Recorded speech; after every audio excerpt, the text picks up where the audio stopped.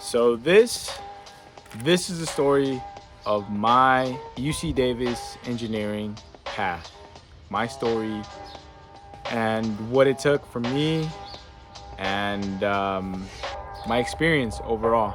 Throughout the course of this story, you're gonna learn a different perspective. Maybe you can get inspired as well. I don't know. I'm kind of just doing this for just so you can hear a different story from a different person and gain a different perspective. If you're deciding to do engineering or even just attend UC Davis. All right, so here it goes. So it starts off freshman year. I come in as a freshman, not knowing exactly what the heck I'm planning to do, what major I'm planning to do. However, I did know that I liked the environment.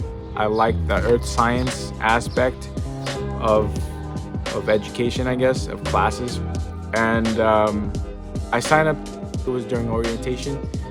I signed up as an environmental science and management major. The first hard course that I get signed up for is biology, intro to biology. And this was a tough course. This was the first science tough course that any science major takes. The first year, freshman year or sophomore year.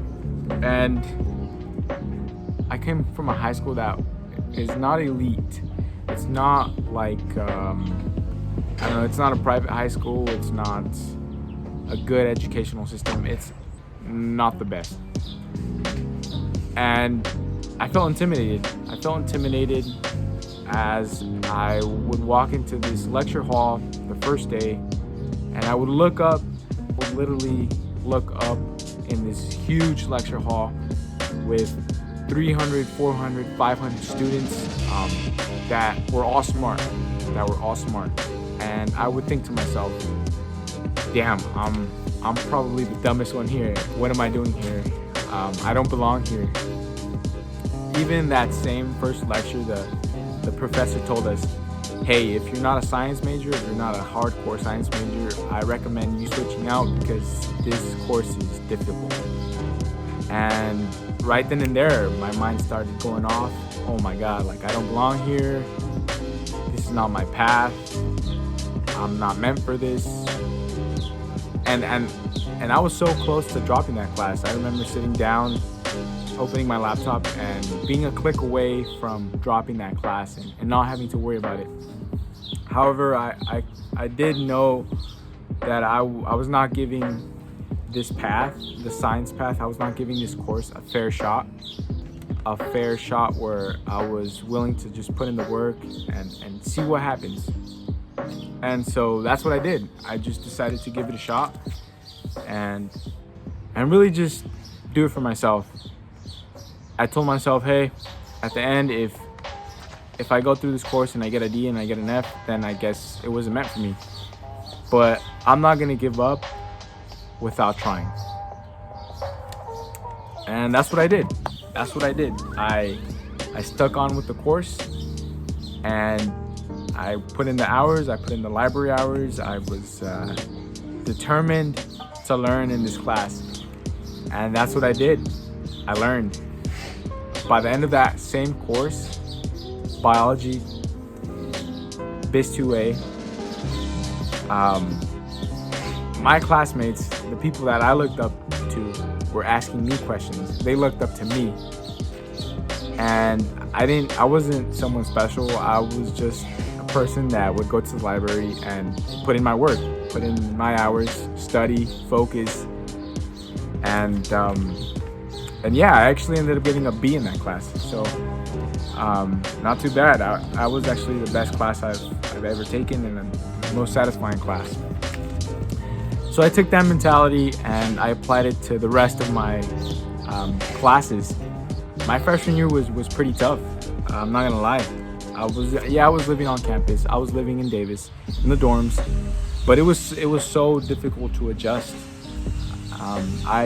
In high school, I was an athlete. I was involved in extracurricular activities, and I never really focused on academics.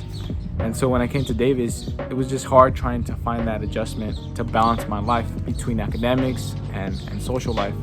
And I found myself making a lot of social mistakes. My first year, I found myself secluding myself from people just because I thought I needed to study and I needed to be disciplined and I needed to get my stuff done. And I didn't live my freshman year to my full potential.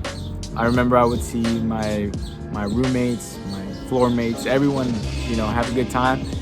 However, me, I was just kind of lost my first year. I couldn't find my footing.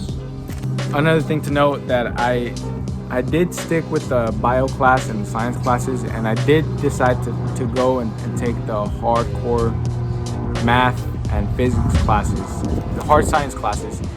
And that was because my dad, he advised me to take those. He is an engineer himself. He actually did graduate from Davis. And he just advised me, hey, just take them, see what happens. You don't know if you're gonna go down this path. And I did, I took them. It wasn't easy, for sure it wasn't easy, because I did put in the time, I did put in the effort. But that's one thing, that's kind of one thing that influenced me.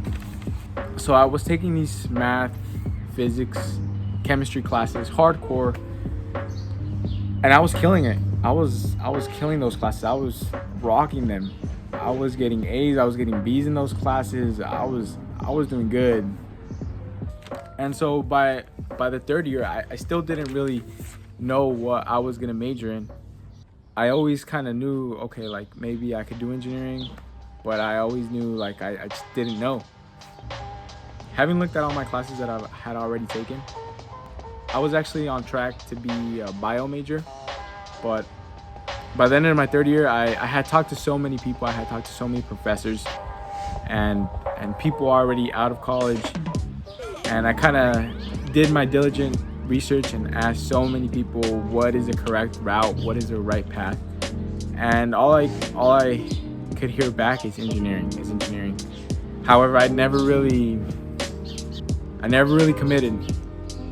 It wasn't until the third year where I had to sit down and tell myself, all right, my time is coming to an end. I need to make a decision, and I need to make it now.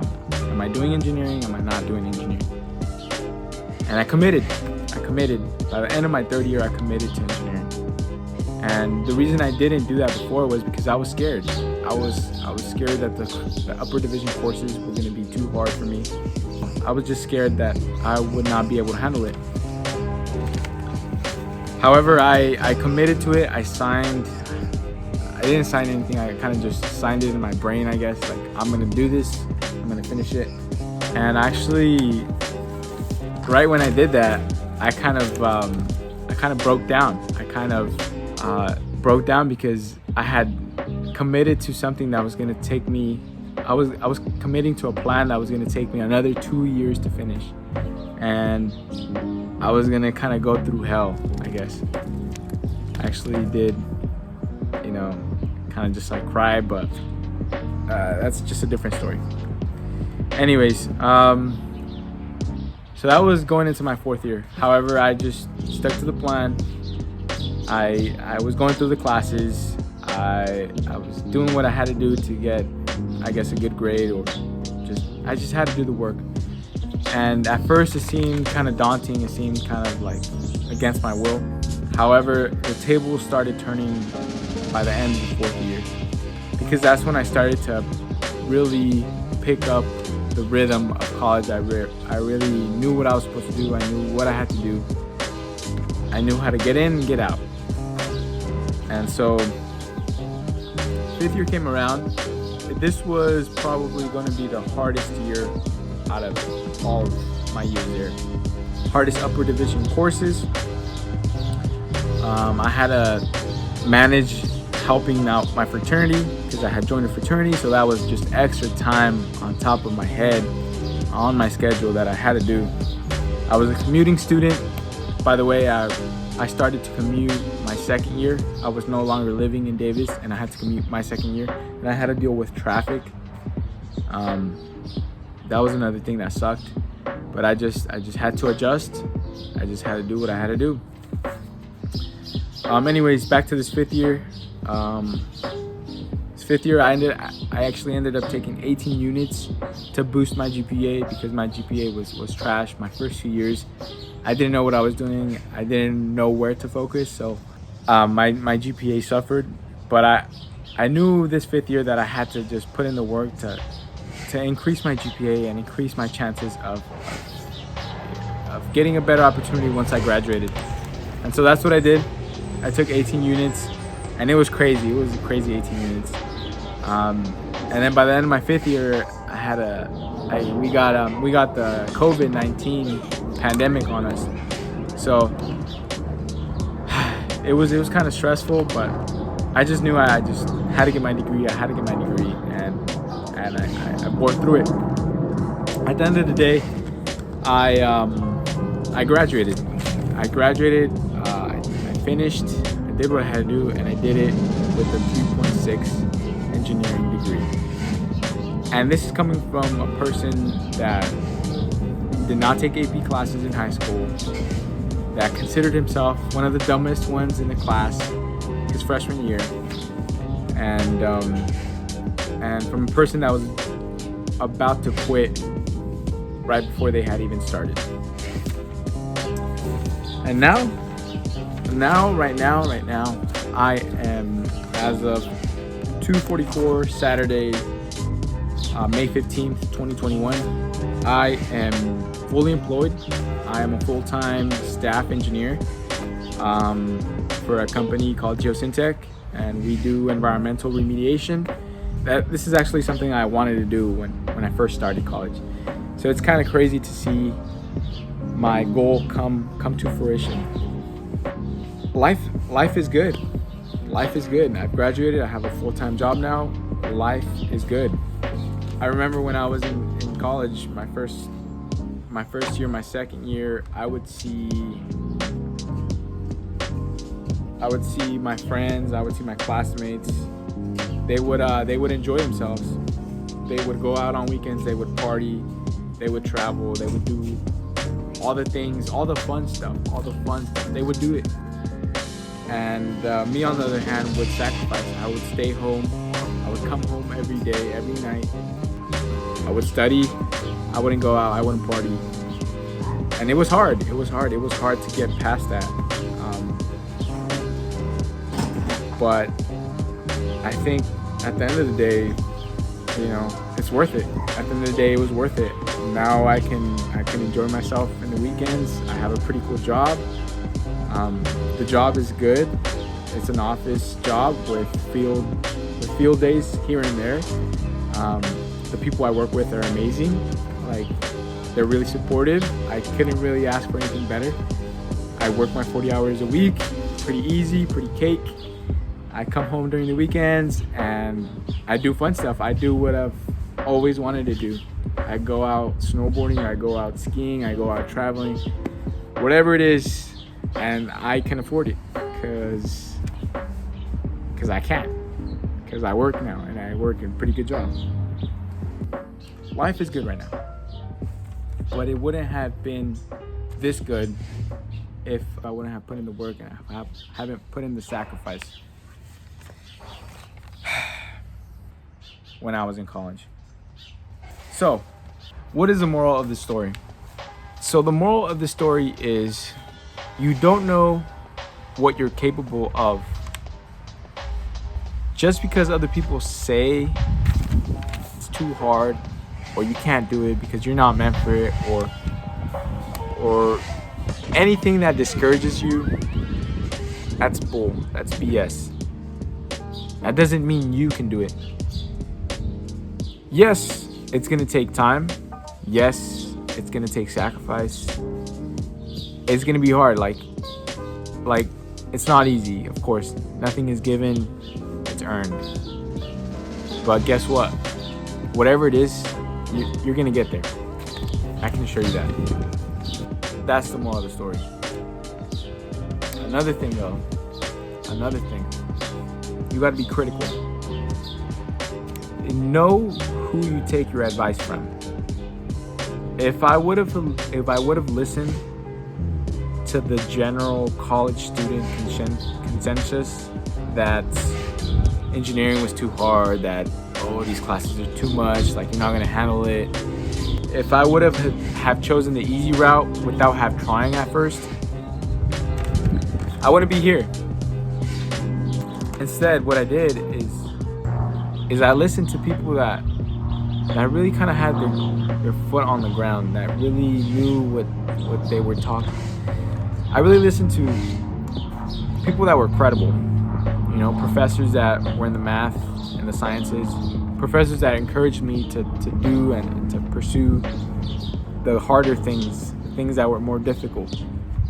And if I wouldn't have listened to them, if I would have just chosen the easier route, I would have probably been broke right now. I would have probably been in debt. I wouldn't have paid off my car. I wouldn't have had tickets, flights scheduled to different countries for this next year. So that's the moral of the story. What is the point of this? Why am I doing this? This is just from the bottom of my heart. I did not get paid or sponsored to do this.